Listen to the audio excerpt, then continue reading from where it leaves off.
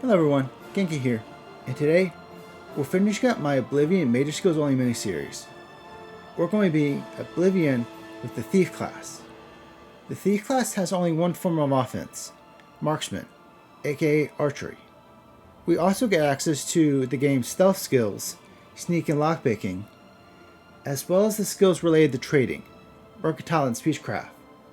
We also get access to light armor this run, and acrobatics, meaning we can finally jump. I put this in every video so far, but for the record, the actions on screen now are not allowed. With that out of the way, let's begin. We went as a Bosmer, a Wood Elf, for the boost to Marksman and Sneak. After a quick chat with the Emperor of Tamriel, we were soon at our first combat encounter. We had no bow yet, but what we did have was a greater power that let us control animals. This allowed us to control one of the two rats and make our way in the next room, where we could get some rough leather armor and a rusty iron bow. We then proceeded to make our way through the dungeon. When we met back up with the Emperor, it was time to pick our star sign. We picked the Thief for a 10-point boost to agility, luck, and speed. Agility is the stat that affects marksman damage, so the higher it is, the better. We then followed the Emperor to his grave, where Boris goes 3 for 3 on class predictions. There are rats and goblins down there, but from what I've seen of you, I'm guessing you're an experienced thief. Am I right? Once outside the sewers, we made a trip to the Imperial Market District, where we were finally able to sell loot. Selling items gives mercantile experience, while buying items doesn't, with the exception of spells. We then made our walk towards Wayne Priory.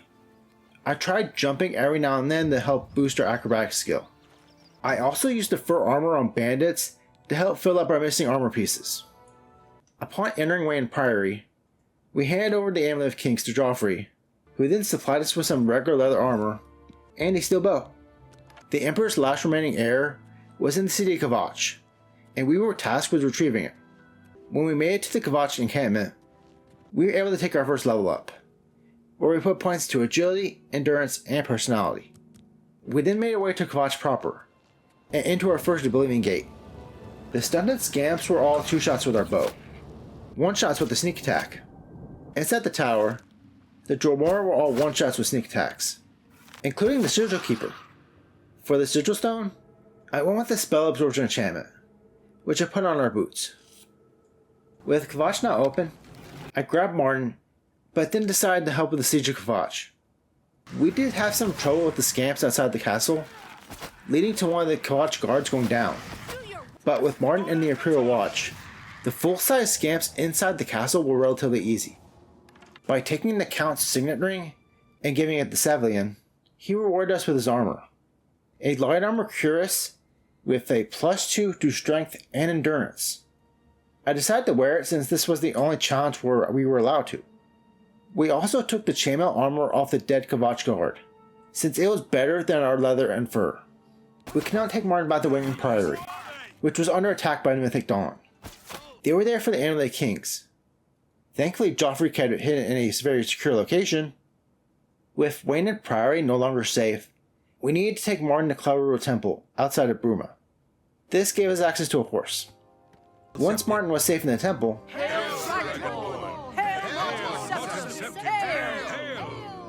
we could start the the Fighters Guild. My original plan was to do the Thieves Guild, but my playstyle fits the Fighters Guild better. I started by going to Coral, where Velena Daunton allowed us to join the Fighters Guild. However, she was not a quest giver. We had to go to either Shadenhall or Anvil. I went to Shadenhall first, and talked to Burzgo Cash. There were some members who needed weapons. They were given a contract to take care of some goblins, but had no weapons to take out said goblins. They ended up taking out most of the pack by themselves, but then their AI broke, forcing us to take care of the last one. After that, Burz didn't have anything else for us, so next up was Anvil. The guild leader, Azan, needed us to take care of some rats, and I don't mean exterminate. Orvena Theralos has pet rats, and something has been killing them. When we got to the basement, we found a mountain lion. By getting the assistance of Paneris and Ventius, we were able to track the rest of the lion's pack and take care of them. But when we went to Arvena, another mountain lion had made its way into her basement. Arvena suspected her neighbor Quillweave was behind this. For like 30 minutes, I then proceeded to follow Quillweave around town, until I realized I just needed to catch her behind Arvena's house at night, when she laid down some meat. When we confronted her, she did not realize the meat was attracting mountain lions into the city. She was trying to attract the rats into the streets where the guards could take care of them. She then asked us to try to hide the fact it was her. By doing this, Quillweave rewarded us with a level in acrobatics. If we had told on her, Arvena would have rewarded us with a level in speechcraft. I decided the acrobatics level was better. Our next quest for the Fighters Guild was to help Norbert Lels. Norbert's store had been the target of thieves multiple times now, and he has no clue how they're getting in. But waiting in the store at night, we could see that the thieves had a mage with them, teleporting them into the store. We took care of the thieves and reported back to Norbert. Apparently the thieves were all former employees.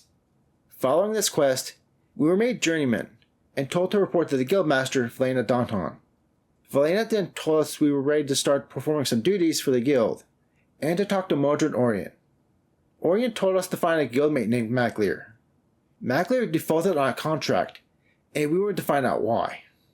In Skingrad, we found Magleer at an inn. He told us the contract was not worth the risk, so he gave it to us to complete. We needed to retrieve Brinus Astis' journal from Fallen Rock Cave. The cave was full of skeletons, who were either one-shot or two-shot, depending on if we got the sneak attack. Magleer was in full iron armor. He could totally take out a few skeletons. We found the journal at the end of the cave, so we reported to Orion that we completed Magleer's contract. We now had to deal with some guildmates causing trouble in Leeuwin. There was no marker in town telling us where they were, but then we entered the first inn, and there they were. Apparently they were spending their time drinking, because all the jobs in town were being taken by the Blackwood Company. The Blackwood Company are a group of mercenaries that just came back from a mission in Blackmarsh and decided to take up shop in Leeuwin. We talked to the innkeeper about finding some jobs, and she recommended checking out Margart. Margart is a hobby alchemist and needed someone to supply her with ogre teeth and minotaur horns. However, before she would hire the Fighters Guild, we needed to prove ourselves by giving her 5 pieces of ectoplasm. I got 1 piece from a chest in Fallen Rock Cave. I then got 1 from a ghost in a random Aelid ruin, and 1 from Claudic Peric in the Imperial City. From there, I was having difficulty finding the rest. I was searching more Aelid ruins for ghosts, but I realized I didn't have enough silver arrows. To resolve this, I decided to take on an Oblivion Gate. This way, I could get a sigil stone to enchant a bow. I decided to go with an absorbed health bow. I then found out about a ghost fighting quest in Anvil. A lady needed us to retrieve something from inside the ship, but the whole crew was dead, and was now haunting the ship. This was how we got the ectoplasm we needed. We could now turn in the quest and give our guildmates some work. This rewarded us with the rank of swordsman. We now had to go back to doing some contracts. I checked up on Burrs first. We needed to go find Bien Melion in Water's Edge. She needed something retrieved from her family's ancestral tomb. Bien wanted us to retrieve part of her grandfather's armor from the tomb, in order to repay her father's debt. I decided to just pay her the gold. This way, we could go in the tomb and retrieve the armor for ourselves. The armor set was light armor, and the chest piece even came with frost resistance. I ended up using this armor for the rest of the run. However, there was an issue. The armor was heavy, and it took up most of our carry capacity, meaning we couldn't be a loot goblin with this armor. Oh, and we also picked up a dwarven bow. Next up was checking on Azan. We had to deal with more thieves. However, this time, we had to team up with Magleer. The thieves were a group of Bosmer in a cave. Magleer made a good tank, as we attacked from a distance, making this an easy job. With our now obvious encumbrance, we needed a house or something, so I made a trip to Ayleswell north of the Imperial City. The townsfolk had all become invisible, thanks to the spell of a mage hiding out in the nearby ruins. This was kind of embarrassing. I first thought he was inside the ruins. I didn't realize the ruins on the outside had 3 stories, until I found him standing on the stairwell. By talking to the mage, He will tell you the spell effects are temporary, and will wear off in about a year or so. Well, the townsfolk didn't have a year, so he gave us a scroll to undo the invisibility. Oh look, the invisibility is already coming undone, before I even casted the scroll. With the town back to normal, the innkeeper gives the player a permanent place to stay. I used this to unload some of our stuff. Time to head back to Coral. We were to take Varanus Danton, the guildmaster's son, on a mission. We were to make sure he comes back alive. The guildmaster's other son was killed on a mission. We were to go to Nomble Cavern to find a missing person. The cave was covered in trolls and ogres. Thankfully, Varanus was doing fine on his own. Ignore that. We found the missing person dead deep inside the cave. When we got back to Orion, he told us that Magler defaulted on another contract. When we got to Breville, we found Magler at an inn, and the little twat had joined the Blackwood Company. We went back and told this to Orion, who gave us Magler's contract. Ariari of Bravel's Mages Guild needed 10 pieces of imp gold. She led us to Robert's Glen Cave, where we both found the 10 imp gold and also just cleared out the cave. Ariari then gave us the Ring of Aegis, giving us a 15% boost to our defense.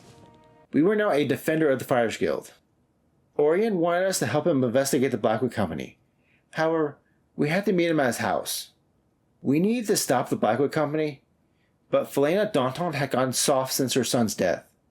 Orion and Vitellis were contracted by a mage named Orgoth to recover an artifact from Azani Blackheart. They entered Blackheart's hideout with 20 men, but left with 5. Apparently the Blackwood Company finished the job. However, the mage Orgoth was found dead. We needed to go to Arpenia with Orion. We then got lost, because I didn't realize by walking around the first big room in the ruins, Orion will have a cutscene saying Blackheart was not there. Orion would then lead us to another nearby ruins, a Tatahar. He decided to glitch out and slide all the way there. The ruins were covered in bandits. However, we then uncovered our biggest enemy. A piece of this bridge had collapsed, and we needed to both jump the gap and dodge the guillotine. There was a little piece of the bridge that stuck out further. This took us a while. We needed to both jump onto the guillotine and then onto the rest of the bridge. From there, the ruins were normal. We eventually found Azani Blackheart. He had an almost full set of elven armor. I decided not to take it, which I kinda regretted now. With Blackheart's ring, Orion could prove the Blackwood Company did not complete the contract. Instead, it was the Fighters Guild. On the way out of the ruins, we made our way back to the Guillotine Bridge, and it was here I discovered that a full jump with running activated does not affect athletics experience. That could help us with the Bruma Gate. We now had to go take out some contracts. However, first a promotion. We were now a warder of the Fighters Guild. We needed to find some escaped fugitives. To find out their locations, I ended up bribing a Breville guard. Yeah, the guards know the fugitives' location, but won't deal with them themselves. The fugitives were hiding out in Bloodmane Cave. The most dangerous part of the cave was this poison room, where we had to pull a switch to progress. The fugitives themselves were not that difficult. Back in Anvil, Azan told us to escort Alante of Altenor. She was a scholar interested in Daedra worship, and we were to meet her at Burrock Rock Cave. The cave was full of Daedra, which is quite unusual for a cave, but Alante was making good work of them with her bound weapons. She then rewarded us with a blade skill book. We were now in the rank of Guardian. Back at Coral, Orion needed us to go find Varanus. He was sent on a mission to take out some trolls in Forsaken Mine. When we got to the mine, we found trolls, but we also found a dead Varanus, and dead Blackwood Company members. This was not looking good. When we reported back to Orion, he said he would tell the guildmaster. This resulted in Orion getting expelled, and us getting demoted. Back at Shane Hall, Burrs needed us to do a contract for Lord Rugdump, an orc noble. Lord Rugdump's daughter, Rugbutt, was kidnapped by ogres. The ogres were literally just across the valley. There were 3 of them, so they were a little bit of a challenge, but we quickly got Lady Rugbutt back home. This brought us to level 8, where we maxed out our agility, along with putting more points into strength for carry capacity and endurance for HP. Burrs had one more contract for us. we were to investigate some disappearances at Harleman's Watch. According to one of the townsfolk, some people were sent to investigate a light by the swampy cave and never returned. As we approached the lake, we discovered will-o-wisp. Will-o-wisps are always difficult to take down, but we managed to do so with our absorb health bow. There were no bodies outside the cave though. Inside the cave, we found trolls. We also found the dead bodies of the missing townsfolk deeper in the cave.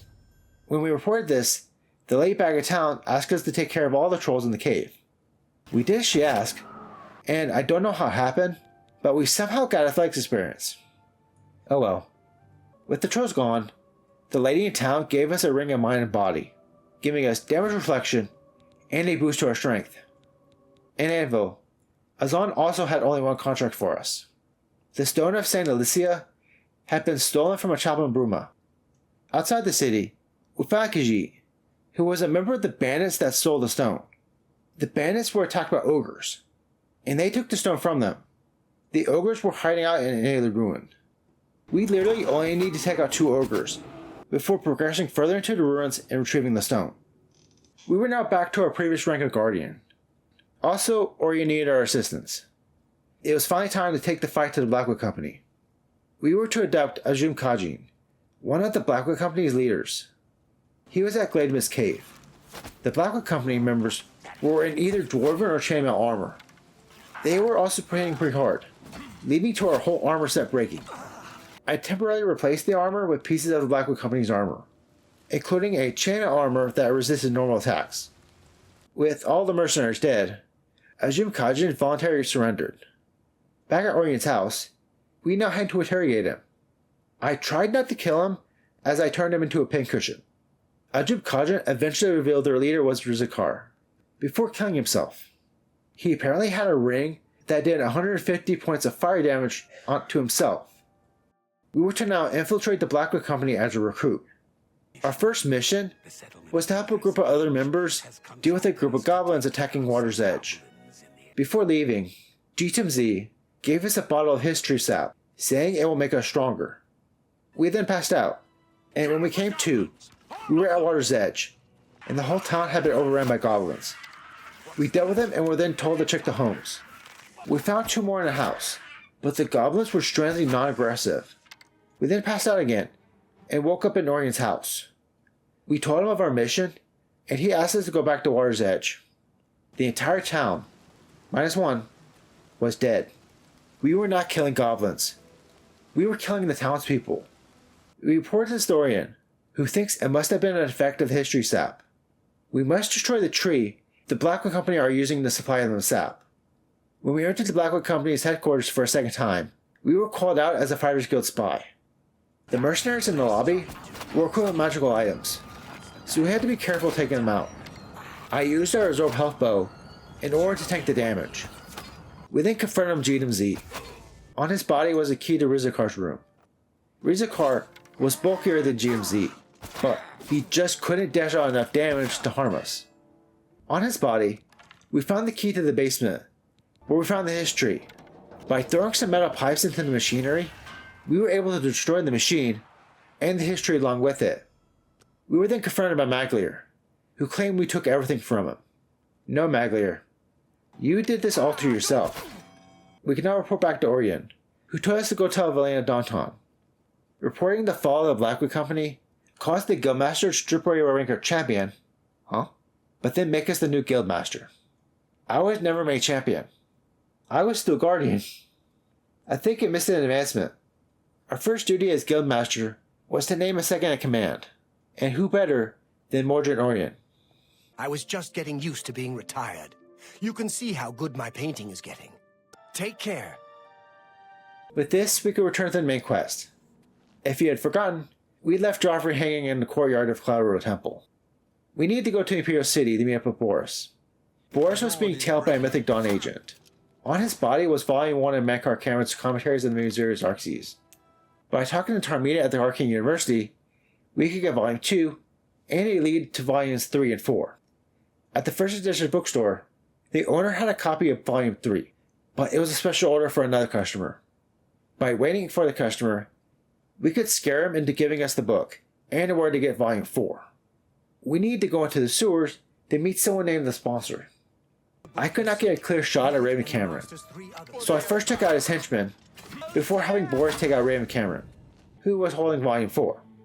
With all 4 books, we could now visit the tomb of Prince Camarel at noon, and discover the location of the Mythic Dawn hideout. The doorman was a 2 KO, while Hera was a 1-shot. With their armor on, the Mythic Dawn agents took 4 hits each to take down. In the main chamber, we managed to get a sneak attack on one, before then getting rushed by the rest of the members. Most of the Mythic Dawn agents attacked us in their robes, so we took them out easily. Ruma Cameron only needed 3 hits. With no one left, we could safely take the Museum of Xerxes and make our way back to Martin. As we waited for Martin to decipher the book, we now had to deal with some spies. We took out both of them on the same trip to the nearby runestone. We then talked to Captain Bird, who let us safely check out Gerald's house, where we uncovered the spies' plans. We report back to Joffrey, who told us that Martin had deciphered part of the ritual needed to enter Makar's paradise. The first on our grocery list was a Daedric artifact. Since I couldn't do it on the warrior run, I decided to finally do Shirogoro's quest. To get Shirogoro to listen to us, we needed to offer a head lettuce, a yarn, and a lesser soul gem. We got the yarn and lesser soul gem from the Imperial City, but I just could not find the lettuce. So I got one from the Odo farm next to Wayne Priory. Shigarath wanted us to look into the end of the world prophecy of the town of Borderwatch. The town shaman told us 2 of the 3 parts of the prophecy, an infestation of vermin and the death of the livestock. In the town inn, there was a special cheese in a locked case. I sucked at Oblivion's lockpicking game, so I decided to pickpocket the key off the innkeeper. It surprisingly only took me 2 tries. Using the cheese, we put it in the communal cooking pot in the middle of town, causing rats to enter the city, scaring the town folks, who were all cat people. This caused the shaman to drop a suspicious looking pile of rat poison. Using the rat poison, we could poison the feeding trough for the sheep. That's 2 parts of the prophecy. As for the last one, well, Shigar's got that covered. Raining dogs. This rewarded us with the Wabbajack, which got us this reaction from Martin. Good riddance to this tool of mischief. Next up was the Armored Time Receptive. However, first, we needed to help Captain Bird close the Oblivion Gate. At this point though, we were 2-shotting Flame Astronauts without a sneak attack.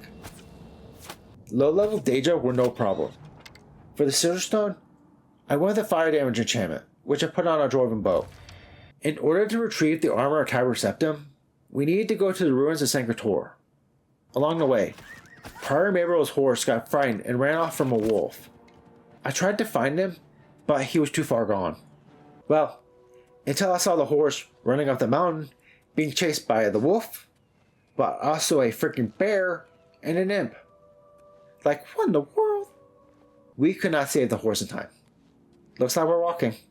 Inside the ruins of Sankrator, we found a skeleton wearing a Blade's helmet and using Blade's weapons. By taking it out, we freed a ghost, who told us that he and 3 other Blades members were cursed to walk the ruins as skeletons. By freeing all the ghosts, they could use their powers to undo a seal blocking access to Tiber Septim's armor. Third on Martin's shopping list was the Great Welkenstone. There was only one rumored to still be untouched, and the alien ruins of Misgarken. The ruins were covered with goblins, skeletons, and zombies.